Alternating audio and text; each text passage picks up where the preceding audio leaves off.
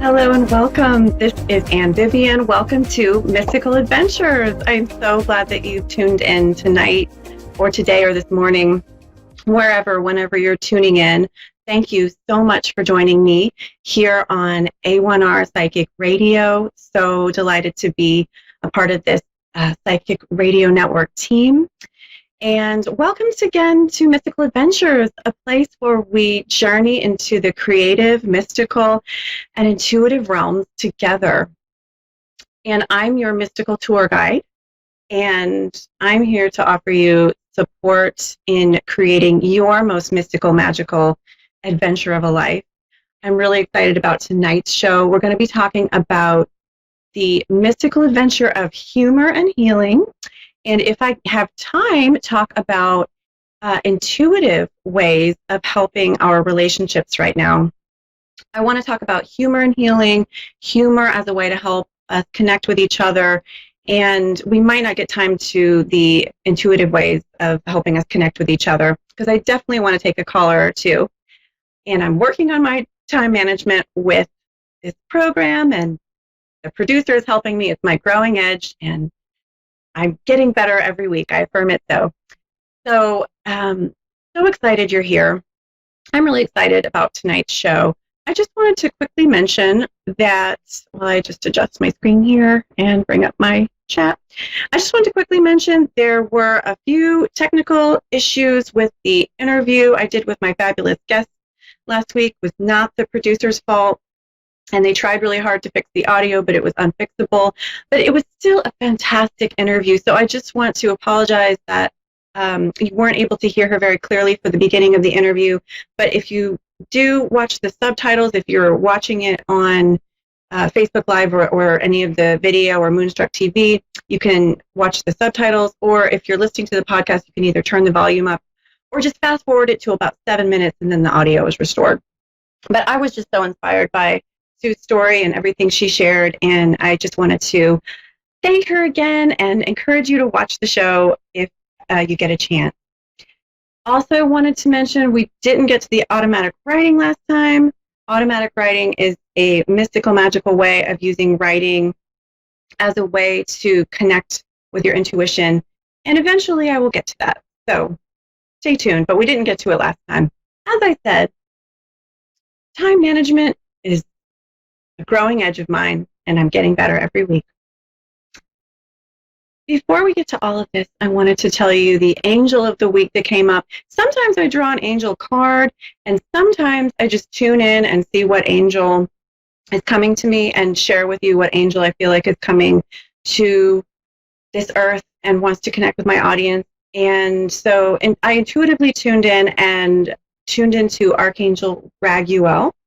Archangel Raguel oversees helping to create more harmony in tension in relationships, helping to dissolve disputes, which is funny because I feel like that relates perfectly to our talk tonight, and helping to disperse some tension. If you want to call on Archangel Raguel, if you do have some tension in a relationship, any kind of relationship, personal, professional, I found he is very effective at providing guidance and help and support for helping things to go smoother and understanding ways to connect with the other person. So thank you, Archangel Raguel. Did you watch Saturday Night Live this week? I am a huge SNL fan, I got to tell you, and I was so excited that they're back on the air. Of course, it's different. They tested everyone for COVID. They have a fraction of the audience to try and be responsible about having the live show. But it was a really funny show, and I'm just really glad they put it back on the air. Humor is one of my main ways of coping with difficulties, and during this pandemic, don't we need it? So I wanted to talk about tonight how humor can be such a beautiful way to dispel some of the tension in relationships, to dispel some of the tension, to dispel some of the tension in political situations. You know, in last Saturday's show, they did a skit with both actors portraying Trump and Biden, and they were making fun of both parties. And it occurred to me how humor has one of those magical qualities of transcending division, transcending the seriousness of a situation, and helping us just laugh together. And it's a way to unite. Of course, it can be destructive if humor is used in a bullying way, or any of the isms, sexism, racism, homophobia, ageism, all the isms. But at its best, it can help us to transcend from that fear-based mentality, that limited competitive ego type mentality that we can get ourselves into, and even the misery of a pandemic or trauma. It can help us to transcend that and elevate our consciousness to a place of joy, to a place of looking for the playfulness. I have a couple of quotes I wanted to share with you about humor. Mahatma Gandhi said, "If I had no sense of humor, I would have long ago committed suicide." What an enlightened individual, and what a role model for us. I love how he talks about humor getting him through the trials and tribulations that he endured and created massive positive change in the world and for his people. Mark Twain is quoted as saying, "The secret source of humor is not joy, but sorrow." Humor helps us transform the pain. It helps us to transform our sorrows and to connect with each other. I want to ask you, viewer and listener, do you use humor? And do you find that it's helpful in tense situations like these? You might find that actually using humor with friends or family who don't agree with you politically can be helpful to just disperse some of the tension. Or maybe you already do that. Do you already use humor? Do you incorporate humor in your life as a way to transcend the sorrow, transform it into joy and playfulness? So another thing that happened on Saturday Night Live, which I thought was of note, was Chris Rock talked about how, in his monologue, Chris Rock was the host, very funny comedian, and he talked about how during this pandemic there has been more breakups and endings in relationships. And he didn't mention this, but actually there is some research to show that the divorce rate really has increased in 2020 during this pandemic. He talked about how couples are really reassessing their relationships. They're looking at the truth of the relationship. We're cooped up with each other, and a lot of people are really reassessing, is this relationship what I want? Is it working now that I can see it, up close? And I just want to suggest that this is a really good time for transformation, for regeneration, and it can also be a really positive time for transformation and regeneration in our relationships. And sometimes that means it enhances our intimacy when we can ask ourselves those difficult questions, when we can really take inventory of ourselves and our partners and make changes as needed to create a better connection, to foster more communication, to foster more trust, to really understand how I need to change, how we need to change together to create this beautiful relationship we want. Sometimes the answer to the prayer is an ending, and that's the most positive results possible. But whatever the answered prayer is or whatever the result is of this opportunity for regeneration, I'll say, I think this is a really great opportunity. This time is a really great opportunity to take the time and really look inward when it comes to our relationships. Excuse me while I mess with my notes here. Asking yourself a few questions like, what's my role? Am I taking responsibility for any conflict?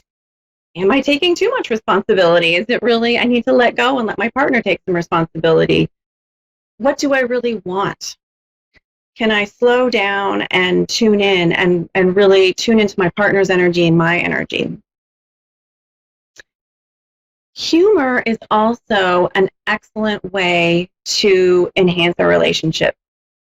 If you do find that there's tension in your relationship, or there's things you realize you need to resolve and you're not sure how to resolve them, or it's going to be a journey, try creating an inside joke together. Try to laugh together. Find something to laugh about. Try and make your partner giggle. And notice how this might help to shift the energy, to shift the flow of how you connect, and take it from that egoic, competitive fear to expanded heart chakra, joy, playfulness, elevation, transformation. Turn whatever challenge you're going through into a funny joke or an optimistic statement. You know, detectives do this when they walk into a crime scene. They will often make really what the family of the victim might consider offensive jokes, but they make jokes because it's a way of transforming the horror of the scene into something that they can cope with. Humor is so powerful. And of course, the detectives would hopefully never say that in front of the victims, but finding, you know, a way to joke with your partner that's not hurtful, but is able to transform the energy and take it to a place of openness and looking for the joy, looking for the optimism, looking for ways to have fun, looking for ways to be playful. Those are just, and also don't take yourself so seriously. So those are just a few examples. I think I'm going to save the rest of what I wanted to talk about today for next time, because it's already quarter till, and I wanted to take a call or two, and I see that we do have a lovely Michelle in Melbourne, Victoria, Australia waiting. So let me shift gears, and Michelle, are you there? Yes, I'm here. Thank you. Hello. Hi. Oh, I love your accent. Welcome to my show. We're I'm good, talking thank about you. humor tonight. Do you ever use humor to make a painful situation a little bit more tolerable? Yeah. Yeah, me too. Me too. So, Michelle, my friend, how can I help you tonight? Sorry, you're breaking up a little bit. I'm sorry. Oh, that's okay. How can I help you tonight? Um, I just sort of wanted to have like a basic reading and maybe to find out what the universe wants me to know, and I'd love to know if there's anything my deceased loved ones want to tell me. All right, let me tune in, Michelle. Michelle in Melbourne, Victoria, Australia. Yes. Just give me one moment while I tune in.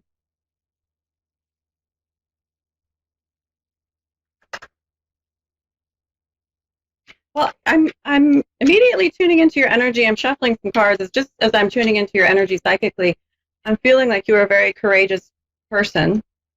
Spirit is telling you you're very courageous, and you're not one to easily give up. I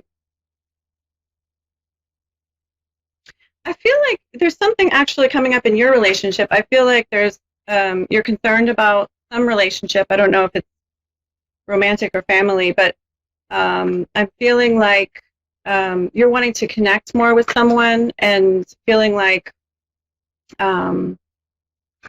there's a block to connecting with someone. Does that make sense? Yeah, I've just separated from someone not long ago. I'm sorry, one more time, Michelle. It's just temporary. Sorry? What? I'm sorry, could you just repeat that? Sorry, it's cutting out. Oh, she separated not long ago. Yeah, I separated from my partner not long ago. Okay, okay. So, Michelle, I pulled some cards for you, and the first card I feel like is saying that you're feeling a little stuck and that you're feeling a little trapped and you're feeling like you're not sure exactly what to do in this period of time. But actually, this period is temporary, and that the stuckness is actually a temporary stuck feeling. And I actually don't feel like you will feel lonely or disconnected for a long period of time. And I feel like there's part of you that wants to travel more to connect with people. Yes. Yeah. But I don't actually think that you need to travel the way that you are envisioning traveling to connect more with people and to bridge the gap with feeling more connected and less lonely. I feel like you have opportunities locally where you are, and I feel like there are people near you who are really supportive and nurturing. And I feel like a message from the spirit is, don't worry about changing too much right now. You actually have a lot of support coming your way and a lot of guidance if you just sort of like stay still and let people come to you. It's like people are going to provide you with some ideas and support and guidance and help you to sort of bring you out of this rut. But I feel like you are going to be doing some assessment, Michelle, some personal inventory, and you're going to be making some changes so that you can understand how best to move forward without this partner at this time and how to kind of reinvent yourself. It's almost like you want to reinvent yourself. Is that right? Yeah, I think so. Yeah, I see you doing that. And I don't think you have to make a lot of, you don't have to travel or create a lot of new beginnings right now. This is actually a good cycle you're going into to kind of turn inward, to slow down, to create an environment around yourself in which you can really tune in and listen to the, very discerning, use a lot of discernment with the friends and mentors and people that you allow around you that can really help you to understand what changes that you can make personally in order to move ahead and create this whole new beautiful life for yourself. Because I feel like you're learning lessons from this relationship about not accepting to take stuff from people, to just accept being treated in a way that isn't right for you, and not accept tolerating certain things, and you're wanting to figure out how can I create relationships and a life for myself with new rules and with a new energy to it. And I think that you really will, especially if you take a few months to just focus on you and in a really receptive way, let the answers come to you. Okay. Did you have any more questions? Any specific question? My question would be I would just love to know if there was anyone who has crossed that would like to communicate with me. Sure.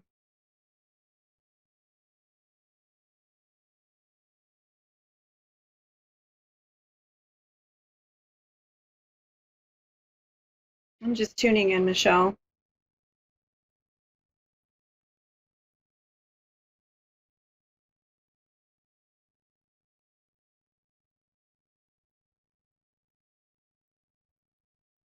I feel a fatherly type energy, and I feel like there's a spirit. It might be a father or someone who's like a father to you, and he was very independent and powerful, and he had a really strong energy. And I'm feeling like you bonded maybe over food. Is this ringing any bells? Eating, cooking? No. It's my mum that I was wanting to, yeah. Oh, well, sometimes the spirit shows up, not the one that we were hoping, but just one that's more in the forefront. Is there a male who's crossed over who you had kind of a relationship with that might fit that description, though? My brother. Ah, you bonded over food or cooking? Yeah, we did actually sometimes, yeah. Was he more like a mentor to you in some ways than a brother? Like more like, almost more like a father or parental in some ways than a brother?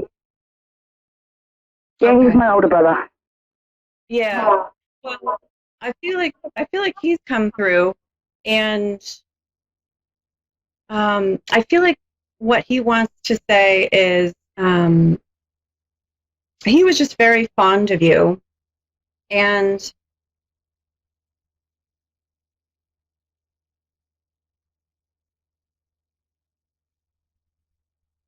he has just like a really strong energy I'm getting. Um, and I feel like there's definitely he wants you to know that he's around you, and I do feel a very playful energy. Did you like to like play sports with him or something really playful like that as well? Or was he into sports? Yeah, we played cricket. Okay, yeah, she's kind of wanting to connect with those memories with you, and I'm asking him for something else that he can give you.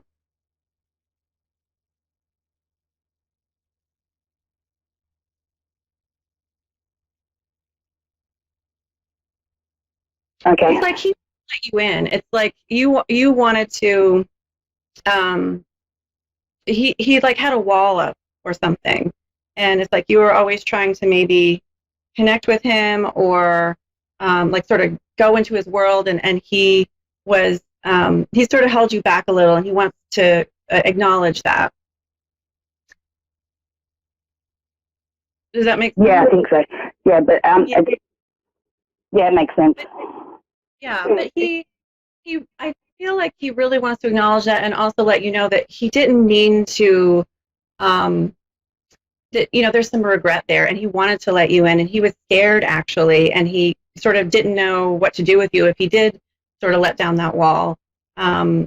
And he wanted to play with you more, and he wanted to let people in more, but he just wasn't able to do it. And I feel like it's part of that really like strong kind of standing in his power, and maybe having difficulty being receptive kind of energy. Um, but I do feel like he loved you strongly. He loves you strongly, and I